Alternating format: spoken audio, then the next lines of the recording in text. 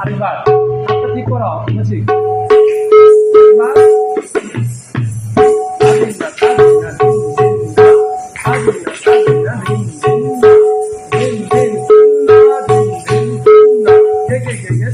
sorry আবার আবার